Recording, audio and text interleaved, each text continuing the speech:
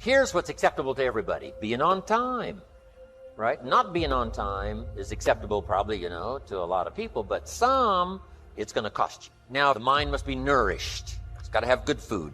Food for thought. Bread for the head, we call it. Yes, you need a slice of toast in the morning, right, for your body, but you need a slice of cassette. A slice of cassette you put in the car system and listen and listen. Let something feed your mind. Stand guard at the door of your mind. Don't just listen to anything and everything. Make sure that you're your own best filter of what goes into your mental factory and spins out the fabric of your life and future. Stand guard at the door of your mind. What is it that might be the key that you learn to let go of something? And this letting go is, of course, going to be uncomfortable. Why? Because it is something that no one, normally in our school systems, you don't find the subject how to let go. You find the subject how to get more. And so that means in that moment when people are getting confronted the first time with this type of teachings it's uncomfortable. And so someone is always confronted. Here then he's brought down. Then he gets message how he will build himself up again. Then he gets smashed down again, and so it continues when we as humans feel something is lacking.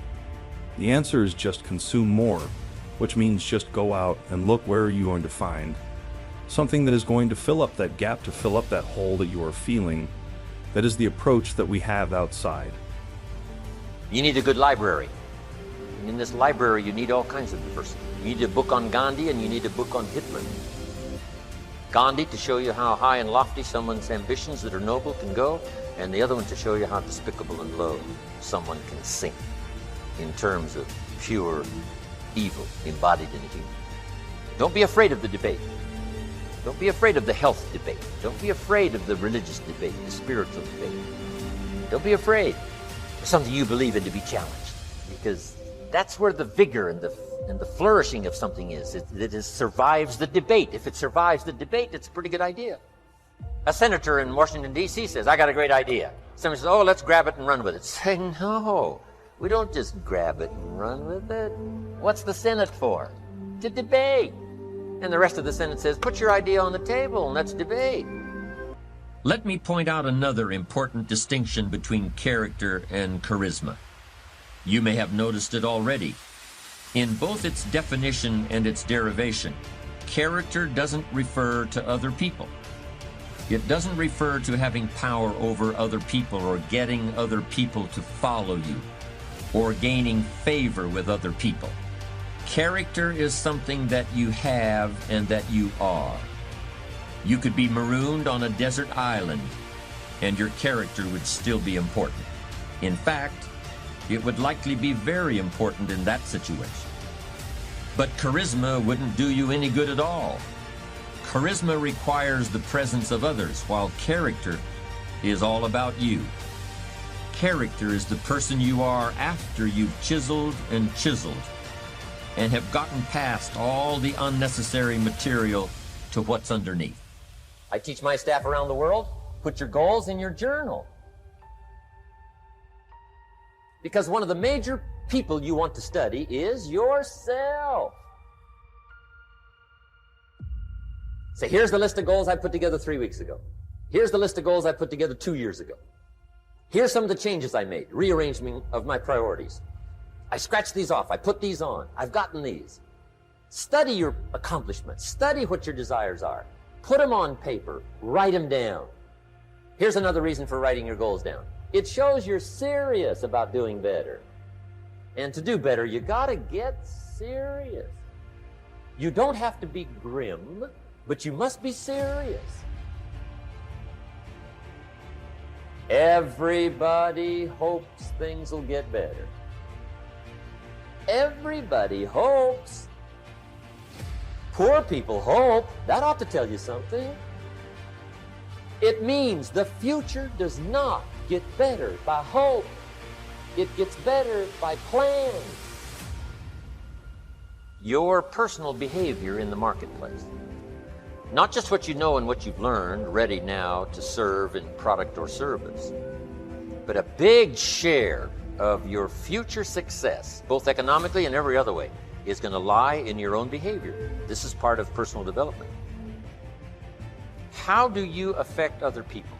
Is that going to play a role in the kind of income you have and the kind of future you have? And the answer is yes, of course, yes. Here's one of the most important things to think of in the marketplace: your language.